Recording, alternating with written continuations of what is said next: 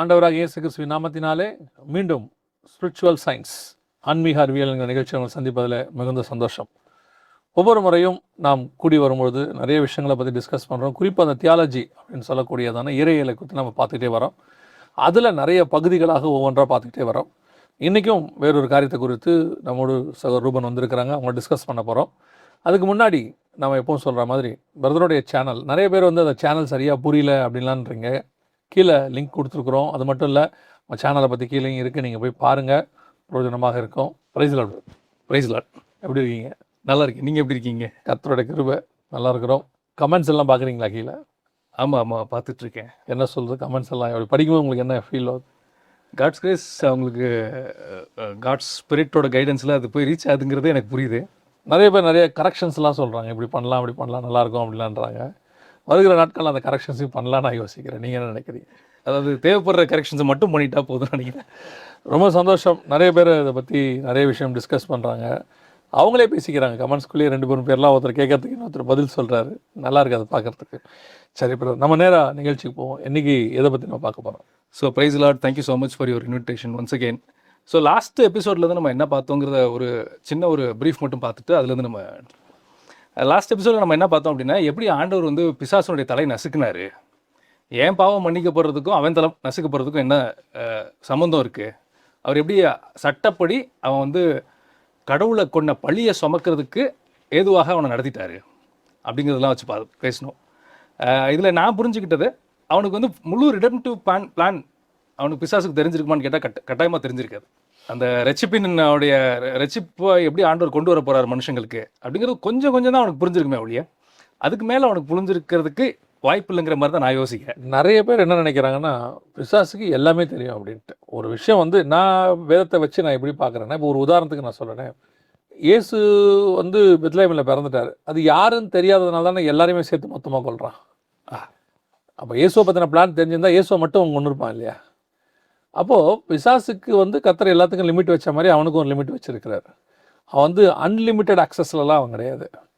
நான் எப்பவும் நம்ம ஆட்களை பார்த்து நினைப்பேன், இவங்க வந்து பிசாசுக்கு ரொம்ப இவங்க பவர் கொடுத்து வச்சுருக்காங்க.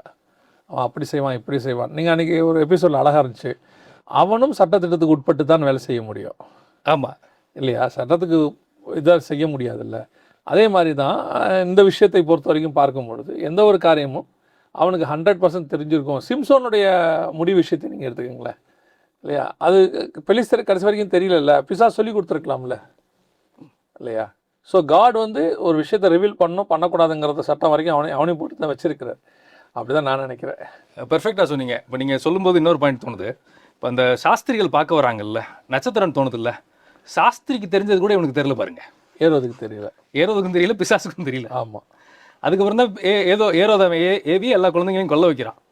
அந்த அளவுக்கு தான் அவனுக்கு தெரியுது. காடு ஒரு விஷயத்த மறைக்கணும்னு நினச்சிட்டாருன்னா, அதை உலகத்தில் இந்த என்ன சொல்கிறது, ஆவிக்குரிய மண்டலத்தில் இருந்தாலும் சரி, உலகத்தில் இருந்தாலும் சரி, அதை யாரும் தெரிஞ்சிக்கவே முடியாது. ஆமாம். பிசாசு ஜனங்கிட்ட வந்து தன்னுடைய பவரை ரொம்ப இருக்க மாதிரி காட்டி வச்சுருக்கான். ரவுடி வந்து பயங்கர உள்ளுக்குள்ளே பயங்கர பயந்த கொள்ளியாக இருந்தாலும், ஜனங்க எதிரில் அப்படி பயந்துமா அப்படி நடந்து வரும்போது, 4 பேரோட கூட வரும்போது அப்படி பார்க்கும்போது ஜனங்க பயப்படுவாங்கல்ல. ஆனால் அவங்களுக்கு தெரியல, எந்த ரவுடியாக இருந்தாலும் போலீஸுக்கு பயப்படுவான் இல்லையா? பயந்து ஓடுவான்ல. அப்போ நம்ம தேவனோட கம்பேர் பண்ணும்போது அவன் ஒன்றுமே இல்லை தானே. அப்போ ஜனங்க நிறைய நேரத்தில் இவங்க என்ன நினச்சிக்கிறாங்கன்னா, இவங்க நினைக்கிறதெல்லாம் அவனுக்கு தெரியும், ஃப்யூச்சர் தெரியும். அவனுக்கு ஃப்யூச்சர் தெரியாதுங்கிறத நான் நிறைய விஷயத்தில் கண்டுபிடிச்சிருக்கிறேன் இல்லையா? போய் நீங்கள் ஒரு ஜோசியக்கார்ட்ட போய் கேட்டு பாருங்கள், ஃப்யூச்சரை பற்றி 100% சொல்ல முடியுமா? அவங்களால சொல்ல முடியாது. அப்போ அவனுக்கு தெரியாது அந்த பிசாசுக்கு அதை பற்றி. அதுதான் நான் சொல்லுவேன். அதாவது காடு மறைக்கணும்னு நினச்ச விஷயத்த அவனால் வாய்ப்பு இல்லை. அவன் நீங்கள் சொல்கிற மாதிரி அவன் கொடுத்துருக்க ஹைப் தான் அது, வேறு ஒன்றும் அது கிடையாது. பழைய ஏற்பாட்டிலேருந்து நீங்கள் எதை வேணால் எடுத்துக்கிட்டீங்கனாலே, பிசாசுக்கு வந்து நியூ டெஸ்ட்மெண்ட்டில் நடக்கிற எந்த ஒரு விஷயமும் நான் பேசும்போது கூட சொல்லுவோம். என்னென்னா, இயேசு கிறிஸ்துவை கொன்னால் இவ்வளோ பெரிய பிரச்சனை வரும்னு பிசாசுக்கு தெரிஞ்சிருந்தா இயேசு மேலே கையே வச்சிருக்க மாட்டான் அவன். நான் யோசிக்கிறது, இயேசு கிறிஸ்துவ வந்து அவன் சாதாரணமாக எல்லா தீர்க்கதரிசிகளை போல ஒரு தீர்க்கதரிசியாக தேவனுடைய குமாரன் வரைக்கும் தெரியுது, எல்லாமே தெரியுது. ஆனால் இவர் உயிர் தெரிந்து இவ்வளோ பெரியதான பவரை எல்லாருக்கும் கொடுத்துருவாரு, அத்தனை பேர் தலை நசுக்கப்பட்டு நம்ம இப்படி ஆவோன்றத அவன் ஃபீல் பண்ணியிருக்க மாட்டான்னு தான் நான் நினைக்கிறேன். இவரை கொன்னா ஒரு குற்றம் இல்லாத கடவுளை கொன்ன பழி இவன் மேலே வந்து விழுவும், அதுக்கு தண்டனை வரும், இன்ஃபினிட் தண்டனை இவனுக்கு வந்து எலிஜிபிள் ஆயிடுவாங்கிறதெல்லாம் அவனுக்கு தெரிஞ்சிருக்காது. இவன் என்ன யோசிச்சுட்டு இருந்தானா, இவன் போட்ட ட்ராப்பில் அவர் வந்து சிக்கினாருன்னு நினச்சான் ரொம்ப நாள். அவர் 2-3 நாள் கழிச்சு தான் தெரிஞ்சு அவன் போட்ட பிளானில் இவர் வந்து மாட்டல, இவர் போட்ட பிளானில் தான் அவன் வந்து சிக்கினதே அவனுக்கு தெரிஞ்சிருக்கும். நான் ஒரு மெசேஜில் வரும்போது எனக்கு தோணுது என்ன சொன்னா, பிசாசு மாதிரி தர்ம சங்கடமான சூழ்நிலையில் பிசாசு மாட்டிட்டான். என்னன்னா அது அப்போஸ்தலர்கிட்டயும் நடக்கும். என்னன்னா வெளியே இயேசு இருந்தால் ஜனங்களை ரட்சிப்பு நடத்திக்கிட்டே இருக்கிறாரு. சரின்னு சொல்லிட்டு சிலுவைக்கு அமிச்சுன்னா உலகம் ஃபுல்லாக ரட்சிக்கிறாரு.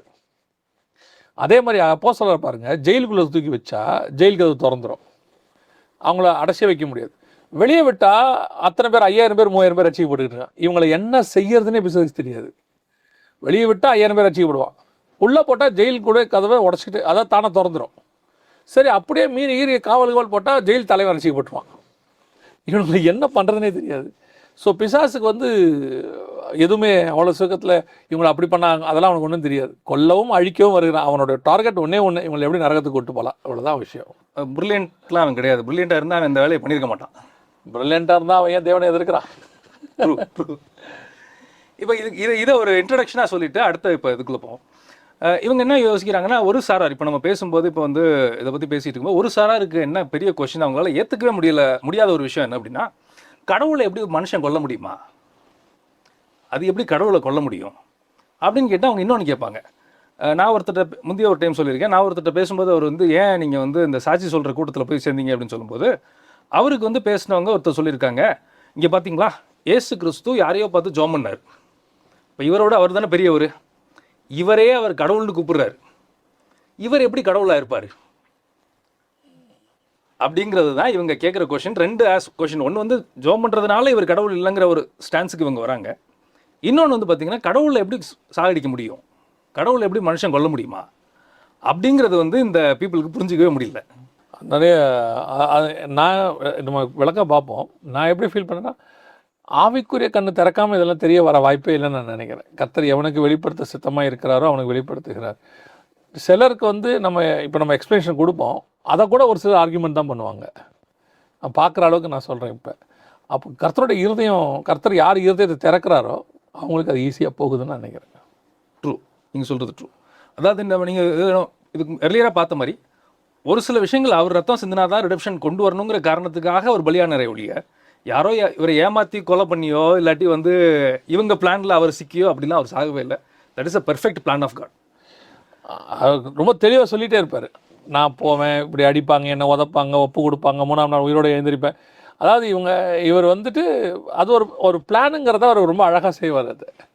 அதை இவங்க புரிஞ்சுக்கிட்டாங்கன்னா அதை யோசிக்க மாட்டாங்க. இப்போ இந்த ஜெபத்துக்கு வருவோம். இந்த ஜெபத்துக்கு வர்றதுக்கு முன்னாடி நம்ம வந்து ஜெபம்னா என்ன, ஒருத்தவங்க சொல்கிறாங்க, சில பேர் கேட்குறாங்க, கடவுளுக்கு தான் நம்மளுக்கு நடக்கிறது தெரியும்ல, நான் ஜெபம் பண்ணால் தான் அவர் வேலை செய்வாரா? நிறைய பேர் இந்த கேள்வி கேட்டிருக்காங்க. அவருக்கு தான் ஃப்யூச்சரே அவர் கண்ணுக்கு முன்னாடி தெரியுது. அவருடைய டைமுங்கிற கன்ஸ்டன்ட் அவர் கிடையவே கிடையாது நம்மளுக்கு இருக்க மாதிரி. இன்றைக்கி உட்காந்து 100 வருஷம் கழிச்சு என்ன நடக்குங்கிறத அவர் பார்க்க முடியும், எல்லாமே பண்ண முடியும். எதுக்கப்புறம் நான் என்ன ஜெபம் பண்ணணும்னு நினைக்கிறாரு? அது இன்னொரு ஒரு நெக்ஸ்ட் லெவலுக்கு போயிட்டு எங்களை கஷ்டப்படுத்துகிறார் ஆண்டவர். கேட்காம கொடுக்குறது தானே ஒரு அப்பாவோட அழகு, கேட்டு கொடுக்குறோன்னு தான் இவர் சொல்கிறாரு அப்படிங்கிற மாதிரிலாம் எவ்வளோ அறிவுபூர்வமான கேள்வி பாருங்க அப்படிங்கிற மாதிரிலாம் கேட்குறாங்க. ஸோ இதுதான் வந்து இதை நம்ம புரிஞ்சுக்கிறது தான் இப்போ ஃபஸ்ட்டு பார்க்க போகிறோம்.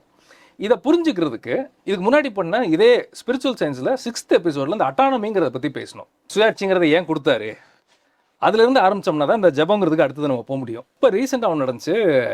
நார்த் கொரியாவில் ஒரு எலெக்ஷன் நடந்தது. கிம் ஜாங் உன் வந்து 99.93% வின் பண்ணிட்டாரு அப்படின்னு சொன்னோன்னா இந்த ஒரு யூடியூப்பில் நான் பார்த்தேன். இந்த ஃபர்ஸ்ட் போஸ்ட்டில் வந்து அவங்க பேசினாங்க, joke of the day. He won with 99.93% of the vote. So who are these brave, mysterious 0.07% people? The internet had a lot to say about it.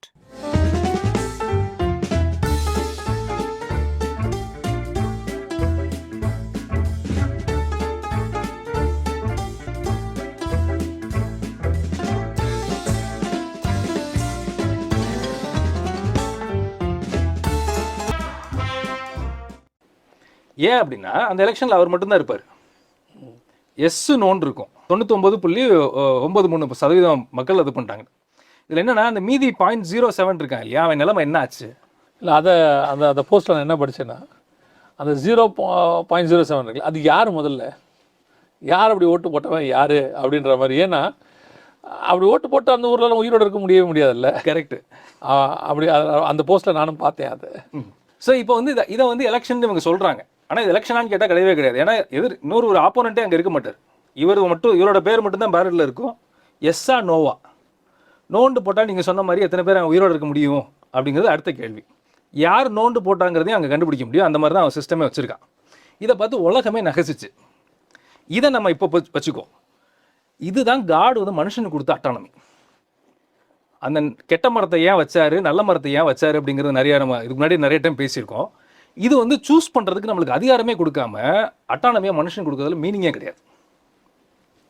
Choose பண்ணுறதுக்கு 2 கொடுத்தாதான், அது வந்து எலெக்ஷன்றதே அட்லீஸ்ட் 2 ஆப்போனண்ட்டாவது இருந்தால் தான் ஜனங்கள் வந்து சூஸ் பண்ணுறதுக்கு ஒரு வாய்ப்பே கிடைக்கும். ஒரே ஒருத்தர் போய் எலெக்ஷன் நின்றுட்டு எஸ்ஸா நோவான்னு போடணும்னா இது வந்து எலெக்ஷன் நடத்துறதுல மீனிங்கே கிடையாது. ஏன் அப்படி நடத்தணும், அது வேஸ்ட் தானே. ஆமாம், அது வந்து மாக்கரி. அதான் உலகமே பார்த்து என்ன பண்ணாங்கன்னா நகைச்சாங்க. அது ஜோக் ஆஃப் தி டேங்கிற மாதிரி தான் நம்ம ஊர் அந்த நியூஸ் ரிப்போர்ட்டர்ஸ்லாம் பார்த்தாங்க. இதே அட்டானமி தான் மனுஷனுக்கு கொடுக்குறாரு. இதே அட்டானமியை கொடுத்ததுனால தான் 2 சாய்ஸ் அவர் வைக்கிறாரு. ஒன்று ட்ரீ ஆஃப் லைஃப், இன்னொரு tree of knowledge of good and evil. அதுக்கு தான் இன்னொன்று பேர் வந்து ட்ரீ ஆஃப் டெத். அதை சாப்பிட்ற நாளில் சாகவே சாவைங்கிறாரு.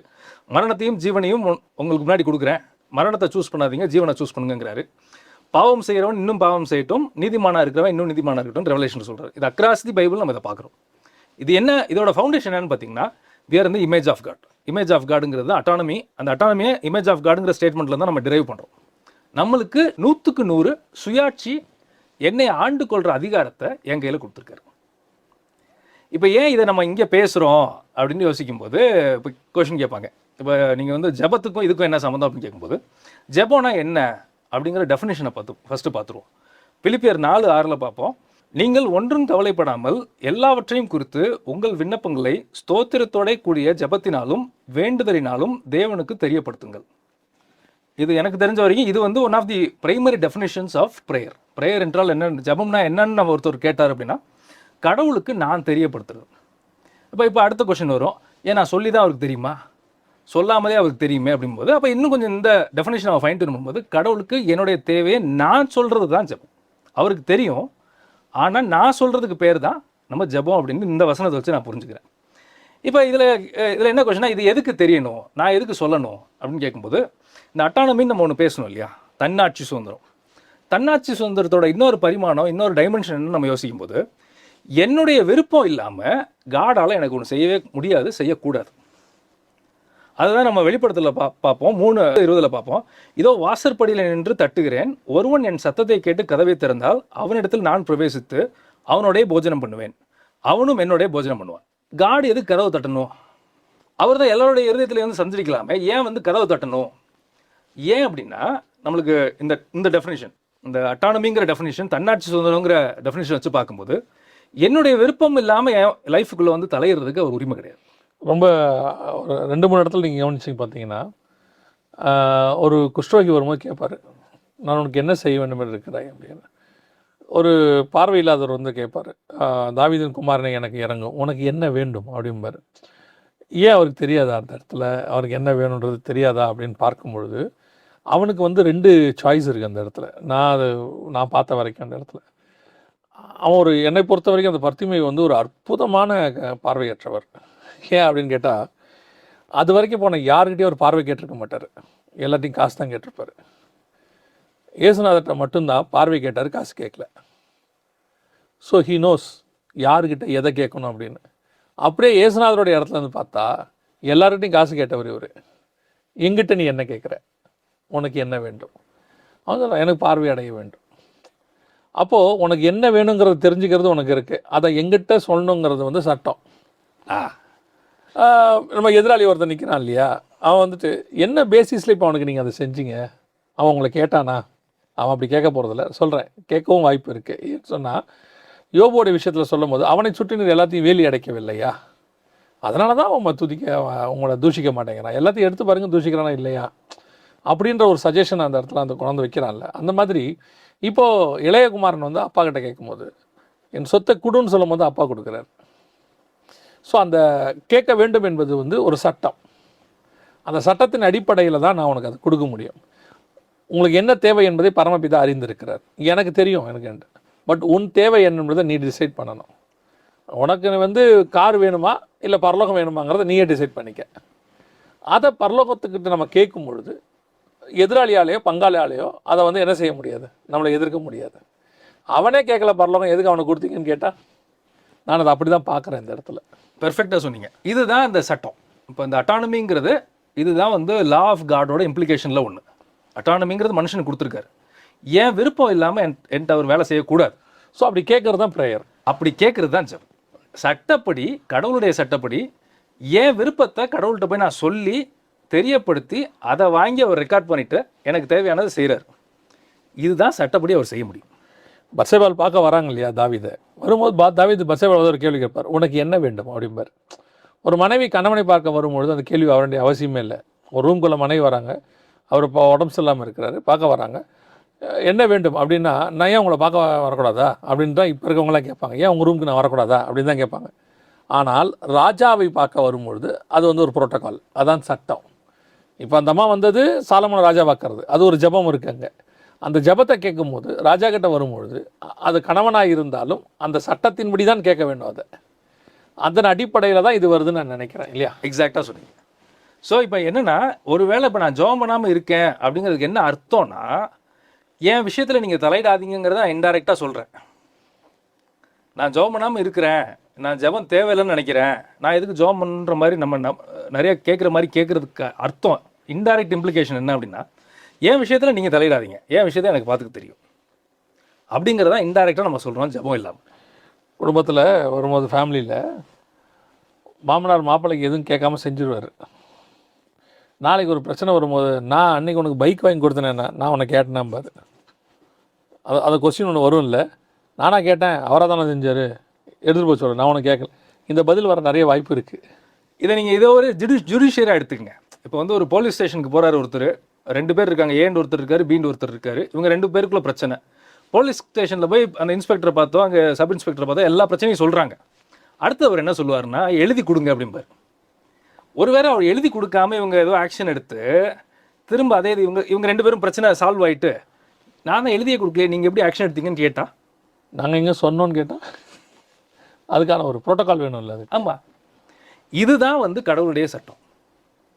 ஸோ காட் ஒரு விஷயத்தை செய்கிறதுக்கு நம்ம கிட்டேருந்து ஒரு ரெக்வஸ்ட் போக வேண்டியதாக இருக்குது. அவர் அப்ரூவ் பண்ணி திரும்ப கொடுக்குறதுக்குமே ஒரு ரெக்வஸ்ட் நம்ம சைட்லேருந்து போக வேண்டியதாக இருக்குது. அதற்கு பேர் தான் ஜெபம். இதில் தான் இன்னொன்று நம்ம பார்ப்போம். இதில் சில பேர் சொல்லி நம்ம நிறைய நேரம் கேள்விப்பட்டிருப்போம், திடீர்னு உங்களுக்காண்டி ஜெபம் பண்ண சொன்னார் பிரதர் அப்படின்னு சில பேர் யாராவது ஒருத்தர் சொல்லுவாங்க. இதில் நம்ம யோசிச்சு பார்த்தோன்னா, காடுக்கு அவருக்கு தேவை ஒன்று இருக்குங்கிறது தெரியுது, அதுக்கு எதுக்கு இன்னொருத்தரை பார்த்து ஜெபம் பண்ண வைக்கணும்? இந்த மாதிரி ஒரு இஷ்யூ ஆகுதுன்னு எனக்கு ஆண்டவர் காமிச்சாரு, அவருக்கு தான் தெரியுதுல, எது காமிக்கணும் அப்படின்னு கேட்டோன்னா, இந்த ஜெபத்தை வச்சு இந்த ஜெபத்தை ரெக்கார்ட் பண்ணிவிட்டு அதுக்கப்புறம் தான் அவர் ஆன்சர் கொடுப்பாரு. இதுதான் protocol, this is the law of God. Exactly. Heaven வந்து எப்படின்னா, பூமியிலேருந்து வரக்கூடிய விண்ணப்பங்களுக்கு பதில் கொடுக்கும். அது அதே நேரத்தில் எனக்கு தேவையான காரியங்களை இன்னொருத்தரை வச்சு ஜெபத்தை பண்ண வச்சு, நீ அவனுக்கு ஜெபம் பண்ணு அப்படின்னு சொல்லி அந்த ஜெபத்துக்கு பதிலை கொடுத்து, நான் அதை தான் சொன்னேன் இல்லையா ஆரம்பத்தில், நம்ம எதிராளி நம்ம பங்காளி என்ன செய்ய முடியாது, எதனால் இதை செஞ்சீர்னு கேட்கக்கூடாது. அவன் தான் கேட்கவே இல்லையா, அவனுக்கு ஏன் செஞ்சீங்கன்னு கேட்கக்கூடாது. இந்த ஜெபம் வந்துச்சு, இதுக்கு நான் ஒரு பதில் கொடுத்தேன் அப்படின்னு தான் அது வரணும். அதுதான் அதோடைய சட்டமாக இருக்குது. இதுதான் சட்டமாக இருக்குது. அதனால தான் நம்ம ரோமர் 8:26 வாசிக்கிறோம், அந்தபடியே ஆவியானவரும் நமது பலவீனங்களில் நம்மளுக்கு உதவி செய்கிறார், நாம் ஏற்றபடி வேண்டிக் கொள்ள வேண்டியது என்னதென்று அறியாதிருக்கிறபடினால் ஆவியானவர் தாமே வாக்கு கடங்காத பெருமூச்சுகளோடு நமக்காக வேண்டுதல் செய்கிறார். இப்போ இதை படிக்கும்போது இவங்க நினச்சக்கூடாது ஆவியானவர் வந்து மேலே ஹெவனில் உட்காந்து ஜோம் பண்ணுறாரு நினச்சக்கூடாது. ஆவியானவர் வந்து ஒரு மனுஷனுக்குள்ள வந்து அவன்கிட்ட இருந்து ஜோம் பண்ணி அந்த ஜபத்தை எடுத்துகிட்டு போய் அதற்கு தக்க பலனையும் ஆண்டவர் கொடுக்கறதுக்கு அவர் உதவி செய்கிறார். நான் என்னுடைய பர்சனல் எக்ஸ்பீரியன்ஸாக இங்கே சொன்னதுனால அது ஏன்னா பிரோஜனமாக இருக்கும்னு நினைக்கிறேன். டெஃபினட்டாக ஒரு ஏர்லி மார்னிங் நான் வந்துட்டு ஜோம் பண்ணிகிட்டே இருக்கும்போது என்னை வந்து ஆவியானவர் வர்ஷிப் கூட நடத்துகிறாரு. எனக்கு இந்த சாங் இதை பண்ணு, வர்ஷிப் பண்ணு இப்படின்னு சொல்லிகிட்டே இருக்கிறாரு. போயிட்டே இருக்குது வர்ஷிப். சாங்கை ஆண்டவரே சொல்கிறார், இந்த சாங் பாடு, இது பண்ணு, எனக்குள்ளது ஒரு இன்டென்ஷன் உள்ள வருது, உணர்வு சொல்கிறார். செஞ்சிட்டே இருக்கும்போது ஒரு நல்ல ஒரு ஸ்பிரிட்டில் ஃபில் ஆகி நல்ல ஒரு டங்ஸில் பேசி நல்லா போயிட்டே இருக்குது. அந்த நேரத்தில் எனக்குள்ளே இருந்த ஆவியானவர் சொல்கிறாரு, நான் ஒரு 2 இயர்ஸ்க்கு முன்னாடி கேட்ட ஒரு ப்ரேயர் ரிக்வெஸ்ட், இதை கேளு, இப்போ உனக்கு பதில் வரும் அப்படின்னு. இது வந்து என்னோடய பர்சனல் எக்ஸ்பீரியன்ஸ், நான் ஃபீல் பண்ணது. இதை இப்போ நீ கேளு, உனக்கு வந்து ஒரு பதில் வரும் அப்படின்னு. லிட்ரலாக அந்த ஒர்ஷிப்பை நிறுத்திட்டு நான் வந்து ப்ரேயர் ரிக்வெஸ்ட் வச்சேன். எனக்கு ஸ்பிரிச்சுவலி அது வந்து ஒரு பைபிள் சம்மந்தப்பட்டதான ஒரு விஷயம். அதை வச்ச உடனே அப்படியே எனக்குள்ள ஆவியில் ஒரு உணர்வு, நான் உனக்கு தந்தேன் அப்படின்ற வேர்ட். அதுக்கப்புறம் என் மினிஸ்ட்ரியில் உள்ளதான வித்தியாசங்களை நான் பார்க்குறேன். அப்போ என்னென்னா, ஆவியானவர் வந்து வாக்கு கடங்காத பெருமூச்சலோடு விண்ணப்பங்களை ஏறெடுக்கிறான்றது நம்மளை அவர் ஜெபத்தை செய்ய வைக்கிறார். இதை கேட்டால் பரலோகம் செய்யும். ஏன் ஆண்டவரே செய்ய மாட்டார்னா, இதுதான் ப்ரோட்டோகால் நான் நினைக்கிறேன். இதுதான் ப்ரொசீஜர். நீங்கள் எங்கே வேணால் எடுத்து பார்த்துங்க. ஃபார் எக்ஸாம்பிள், இது ஒரு இப்போ நீங்கள் சொன்னது ரொம்ப அழகான ஒரு பர்சனல் எக்ஸாம்பிள். நீங்கள் ஒருவேளை நீங்கள் 2 ஆஸ்பெக்டில் நான் பார்ப்பேன். ஒரு நாட்டில் வந்து ஒரு வெள்ளம் வந்துருச்சோ, இல்லாட்டி வந்து ஒரு இயற்கை சீற்றம் வந்துருச்சோ, யூஎனில் வந்து கொஞ்சம் ஃபண்டு வச்சுருப்பாங்க. யூஎன் டெவலப்மெண்ட் ப்ரோக்ராம், இந்த மாதிரி நிறைய ஃபண்ட்ஸ் இருக்குங்க. அந்த ஃபண்ட்ஸ்லேருந்து கொஞ்சம் உதவி செய்வாங்க. உதவி செய்யும்போது என்ன பண்ணுவாங்கன்னா, அந்த நாடு போய் அதில் ரெக்வஸ்ட் போடணும். ஃபஸ்ட்டு எங்கள் ஊரில் இந்த மாதிரி சீற்றம் வந்திருக்கு, அதை நாங்கள் இப்படி இவால்வேட் பண்ணியிருக்கோம், இந்த அளவுக்கு எங்களுக்கு ஃபண்டு கொடுத்துச்சுன்னா நல்லாயிருக்கும், கிடைச்சா நல்லாயிருக்கும். அது வந்து இந்த இப்போ இருக்க அந்த ஜனங்கள் போயிட்டு இருக்க பிரச்சனையிலேருந்து அவங்களுக்கு ஒரு சொல்யூஷன் கொடுக்குறது ஹெல்ப்ஃபுல்லாக இருக்கும் அப்படின்னு அவங்க ரெக்வஸ்ட் போடணும். அந்த ரெக்வஸ்ட்டை வாங்கி தான் அவங்க வந்து திரும்ப ஃபண்ட்ஸ் கொடுக்க முடியும். இங்கேயுமே நம்ம யூஎன் மட்டும் இல்லை, இப்போ இங்கே இருக்க புயல் அடிச்சது தமிழ்நாட்டில் வச்சுக்கோங்களேன், ஒரு குழு ஆய்வறிக்கையை வந்து அனுப்பணும். இவ்வளோ லட்சம் கோடி எங்களுக்கு வந்து இவ்வளோ கோடிகள் எங்களுக்கு சேதமாகிருக்கு அப்படின்னு ஒரு இதை அவங்களுக்கு அனுப்பணும் சென்ட்ரல் கவர்மெண்ட்டு. அதன் அடிப்படையில் தான் அவங்க வந்து செய்ய முடியுமே ஒழிய, எங்களுக்கு தான் புயல் அடிச்சது உங்களுக்கு தெரியாதா, நீங்கள் தரமாட்டிங்களா அப்படின்னு சொன்னால், மனிதாபிமான அடிப்படையில் செய்கிறது வேறு, அர்ஜென்ட்டுக்கு நான் செய்கிறது அது என்பது வேறு. அதே நேரத்தில் இவங்க கேட்டு அதுக்கான ஒரு விண்ணப்பத்தை கொடுத்து அதுக்கு அவங்க பதில் ரிட்டர்ன் பண்ணுறதுங்க தான் ப்ரொசீஜர். அதுதான் ஸ்டாண்டர்ட் ப்ரொசீஜர். அதே மாதிரி இங்கே ஒரு ஜட்ஜ் எடுத்துக்கோங்க. அந்த ஜட்ஜிக்கிட்ட போய் சொல்கிற அந்த மனுவை வந்து பார்த்திங்கன்னா ப்ரேயர்னு தான் போட்டிருப்பாங்க. ஓகே, அதுக்கு நம்ம வந்து அப்பீல்னு சொல்லுவோம், இல்லாட்டி விண்ணப்பம்னு சொல்லுவோம். ஆனால் அந்த ஷீட்டில் நம்ம அந்த ஜுடிஷியரி ஷீட்டுன்னு ஒன்று இருக்கும், அதில் தான் மனு எழுதி நம்ம லாயர் வந்து அவர் சப்மிட் பண்ணுவார் போய். அதுக்கு பேரை பார்த்திங்கன்னா ப்ரேயர். ஓகே, அந்த ஹெட்டிங்கே ப்ரேயர்னு தான் போட்டு கொடுப்பாங்க. அவர் வந்து தீர்ப்பு கொடுக்குறாரு, அதனால தான் மை லார்ட் அந்த டேர்ம்ஸ்லாம் அங்கே யூஸ் பண்ணுவாங்க. ஸோ இதே சிஸ்டம் தான் ஒருத்தர் போய் ஒரு ரெக்வஸ்ட்டை போட்டு அதுக்கு ஜட்ஜிக்கிட்ட தீர்ப்பு வருது. இதே சிஸ்டம் தான் பைபிளுக்கும். இது ஆக்சுவலாக பைபிள்லேருந்து ஒரு சிஸ்டம் நினைக்கிறேன் நான். பைபிளில் ஏன்னா ஆல்ரெடி ஒரு ஜுடிஷியரிலாம் உருவாக்குறதுக்கு முன்னாடியே பைபிள் இருக்கு இல்லையா, அப்போவே ஜெபங்கள் ஏறெடுக்கப்படுது. ஆபேலின் ரத்தம் என்னை நோக்கி கூப்பிட்டதுன்னு இருக்குல்ல, ஆமாம் இல்லையா, அப்போவே ப்ரேயர் வந்துருச்சு. அதுக்கப்புறம் நோவா காலத்தில் ப்ரேயர்ஸ் இருக்குது, அந்த ப்ரேயரை எப்படி ஏறெடுக்கணும்னு ஒரு ப்ரொசீஜர் இருக்குது. ஸோ அதுக்கப்புறம் தான் ஜுடிஷியரி வருது, எல்லாமே வருது. நான் மேக்ஸிமம் 99% நான் பார்த்த வரைக்கும் சொல்கிறேன், பைபிளோடையதான இன்ஸ்பிரேஷன் இல்லாமல் எதுவும் இருக்கிற மாதிரி எனக்கு தெரியல இதில். ஆமாம், இந்த நேரத்தில் நான் இன்னொன்று சொல்லணும்னு நினைக்கிறேன். இப்போ ஒரு ப்ரோக்ராம் நீங்கள் புதுசாக ஆரம்பிச்சிருக்கீங்க, வார்த்தையே வெல்லும் அப்படின்ட்டு. அதில் இந்த பாயிண்ட்ஸ் நிறைய டிஸ்கஸ் பண்ணிங்க. பைபிளில் சொல்லப்பட்ட சட்டங்களும் விதிகளும் இப்போ தான் கண்ணுக்கு முன்னாடி ஜுடிஷியலாக, அதாவது இல்லாட்டி நம்ம டெமோக்ரஸிங்கிற சட்டத்திட்டங்களுக்கு உட்பட்டு இப்போ தான் அது நடைமுறைக்கே வருது. எஸ்பெஷலி பெண்கள் கொடுக்குற சம உரிமையாகட்டும், இதெல்லாம் வந்து பார்த்திங்கன்னா ஆயிரக்கணக்கான வருஷத்துக்கு முன்னாடியே பைபிளில் டிக்டேட் பண்ணி வச்சுருக்காரு ஆண்டவர். ஆமாம், அதாவது எல்லாத்துக்குமே பைபிள் தான் இன்ஸ்பிரேஷனாக இருக்குது. எதை எடுத்தாலுமே அதுக்கு ஒரு பைபிள் தான் இன்ஸ்பிரேஷனாகவே இருக்குது. கண்டுபிடிப்புகளாக இருக்கட்டும், லாஸாக இருக்கட்டும், அல்லது வந்து ஃபேமிலிஸாக இருக்கட்டும், அல்லது வந்து ஒரு மோட்டிவேஷனாக இருக்கட்டும், எது வேணால் நீங்கள் எடுத்துக்கிட்டிங்கன்னா பைபிள் இன்ஸ்பிரேஷன் இல்லாமல் அதுக்கு பின்னாடி ஒன்றும் இல்லை அப்படின்னு நான் பார்க்க முடியுது இதில். ட்ரூ, நீங்கள் சொல்கிறது ரொம்ப உண்மை. ரொம்ப சந்தோஷம். இந்த ப்ரேயருக்கான டெஃபினேஷன் ரொம்ப நல்லா இருந்தது. அதோடு கூட அது ஏன் செய்யணும் அந்த ப்ரோட்டோகால். இப்போ இதோட இந்த எபிசோட் முடிக்கணும். வேறு இன்னும் வேறு எதுவும் பாயிண்ட்ஸ் இதில் இருக்கா? இதில் ஒரு பாயிண்ட் வந்து நெக்ஸ்ட் எபிசோடில் நம்ம கண்டினியூ பண்ணுவோம். இப்போ இது வந்து ஜெபத்தினுடைய டெஃபினேஷன், ஜெபம் ஏன் பண்ணணும், பண்ணலைன்னா அதுக்கு அர்த்தம் என்ன, இது எல்லாமே நம்ம பார்த்தோம். ஆவியானவர் நம்மளுக்கு எப்படி ஹெல்ப் பண்ணுறாங்கிறது பார்த்தோம். நம்ம ஆரம்பிக்கும் போது ஒரு கொஸ்டினோட ஆரம்பித்தோம், ஏசு கிறிஸ்து எதுக்கு ஜெபம் பண்ணார்? ஆமாம், அந்த கேள்வி நிறைய பேர் கேட்பாங்க. ஆமாம், ஏசு கிறிஸ்து ஏன் ஜெபம் பண்ணார், ஏசு கிறிஸ்து யாருக்கிட்ட ஜெபம் பண்ணார், இந்த மாதிரி நிறைய கேள்விகள்லாம் இருக்குது. ரொம்ப சந்தோஷம். அதை பற்றி நம்ம வந்து அடுத்த எபிசோடில் காட்ஸ் வில்லிங் கண்டினியூ பண்ணலான்னு பார்க்குறேன். கண்டிப்பாக பிரதர், நாங்களும் வெயிட் பண்ணுறோம் அதுக்காக. ரொம்ப சந்தோஷம். தொடர்ச்சியாக ஸ்பிரிச்சுவல் சயின்ஸ் இந்த ஆன்மீக அறிவியல் நிகழ்ச்சியை தொடர்ந்து பாருங்கள், நிறைய பேருக்கு தெரியப்படுத்துங்க. அவங்களுடையதான இறையியல் வாழ்க்கை, அவங்களுடைய அறிவு, அந்த இறையியல் அறிவு பெற்றுக்கொள்வதுக்கு அது ரொம்ப பிரயோஜனமாக இருக்கும். நான் ஏற்கனவே சொன்ன மாதிரி பிரதருடைய வைஸோ பைபிள் அந்த சேனலில் இது வருது. நிறைய பேர் அது ரொம்ப குட்டியாக இருக்குதுன்னு சொன்னீங்க. இப்போ நாங்கள் ஃபாண்ட் இன்க்ரீஸ் பண்ணியிருக்கோம், அதையும் பாருங்கள். அதோடு கூட இது HLM YTV ரெண்டுத்துலேயுமே வரும். தொடர்ச்சியாக பாருங்கள். எங்கள் ஊழியங்களுக்காக ஜெபித்துக் கொள்ளுங்கள். கர்த்தர் சித்தமானால் வருகை தாமதிக்குமானால் மீண்டும் உங்களை சந்திக்கிறோம். God bless you. Thank you bro. Thank you so much.